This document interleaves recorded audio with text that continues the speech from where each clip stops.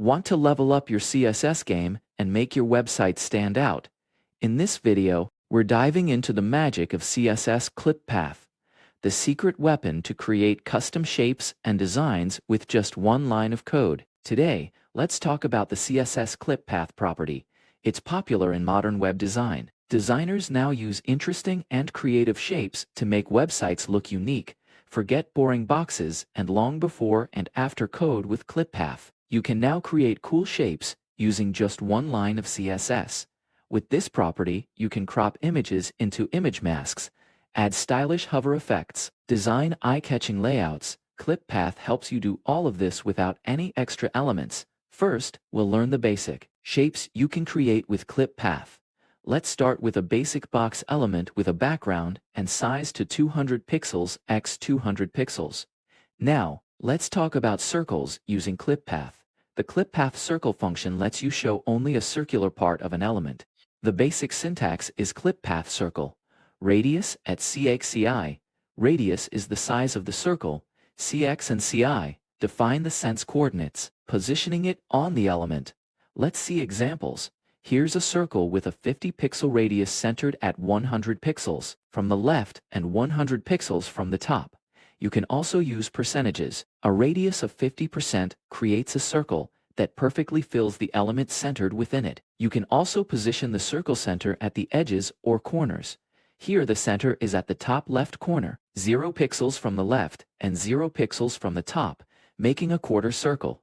For easier positioning, use keywords like left, top, right, and bottom. Left top is the same as 0, 0, just more readable for the top left corner. So that's the basics of circular Clip Path. Up next, we'll explore the ellipse shape. If you understand the circle, ellipse is very similar but more flexible. It lets you crop elements into oval shapes. Unlike a circle with one radius, an ellipse has two, one for the x-axis and one for the y-axis. The basic syntax is Clip Path ellipse rphi at cxexc psi rs for the horizontal radius, rri for the vertical radius. Cx and s define the center of the ellipse. Just like with circle, let's see some examples. This creates an ellipse with an 80 pixel wide and 50 pixel tall, centered in the element at 50% 50%. You can also use the keyword center, which automatically centers the ellipse. You can mix percentages and pixel values for the radius as well. Using percentages for the radius makes the ellipse responsive, scaling with the element size. Next, let's dive into the inset shape. The inset function lets you crop a rectangular area from an element like padding that hides the outer edges. The basic syntax is Clip Path. Inset top right, bottom left round border radius. The values define how much to cut from each side.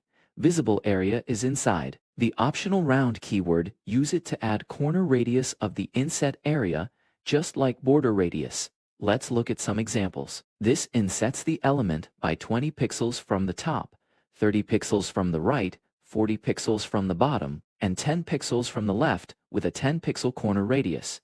You can also use multiple border radius values.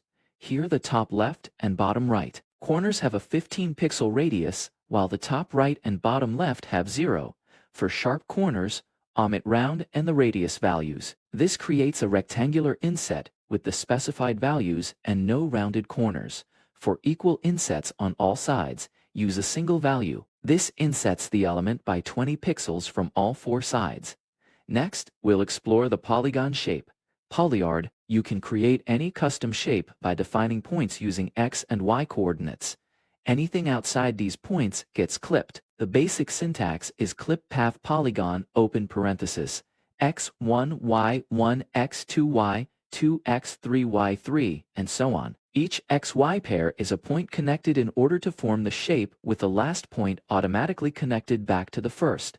You can use pixels, percentages, or other valid CSS units. Let's see some examples. We'll start by defining a few points.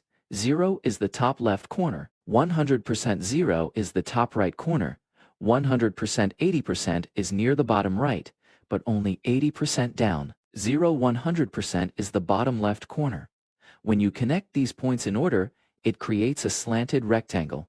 Here we used calculate function to make a responsive bottom edge, that adjusts based on screen width. By adding more points, you can create complex shapes like hexagons, perfect for custom icons or layout sections. Use it to design creative buttons, layout sections, or cool visual effects, all with just CSS. Next, we'll briefly explore the path function.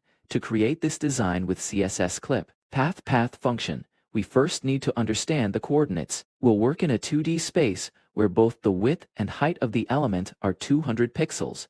This lets us place points using x and y values from 0 to 200. The first point is 10 pixels from the left x-axis and 40 pixels from the top y-axis, so the coordinates are 10, 40.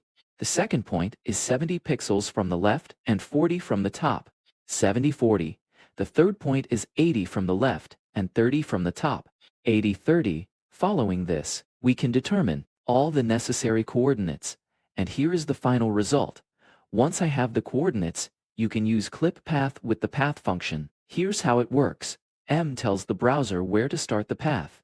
Z closes the path by connecting the last point to the first. I will select the first point at coordinates 10, 40, so the second point has coordinates 70, 40. To draw straight lines between points, we use the letter L, line 2. Similarly, from this point to the next point at coordinates 80, 30 will also be connected by a line, so I will continue to connect the points together. Finally, the end point is also the starting point at this point. Very similar to the original design, right? The only thing that makes it not perfect is the curves in the design, but if you want curves instead of straight lines, use A for elliptical arc. A stands for arc and draws a smooth curve between 2 points. It has several parameters: x and y radius of the ellipse, the x-axis rotation, the large arc flag, and the sweep flag. For example, to create a curve between points at 70, 40, and 80, 10, use A instead of L, 10. 10 is the radius of the ellipse. The next 3 values are rotation, large arc flag, and sweep flag, usually set to 0. The sweep flag controls the curve direction, 0 or 1. 1 equals convex, 0 equals concave. If the curve goes the wrong way, just change the sweep flag.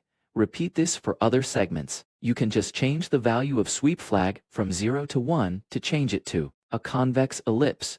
You can reuse this arc anywhere. Just update the coordinates and tweak the flags and you'll get a complex shape with curves and edges all in one line of CSS, with no images or SVGs needed. If the code looks too long, avoid wrapping it as that may cause errors. And that's a wrap. You've just unlocked the power of CSS Clip Path all with just one line of code. If you found this helpful, don't forget to like, subscribe, and hit that notification bell so you never miss a tip that takes your designs to the next level. Got questions or want to see more CSS magic? Drop a comment below. I'd love to hear from you. Until next time, keep coding and stay creative. See you in the next one.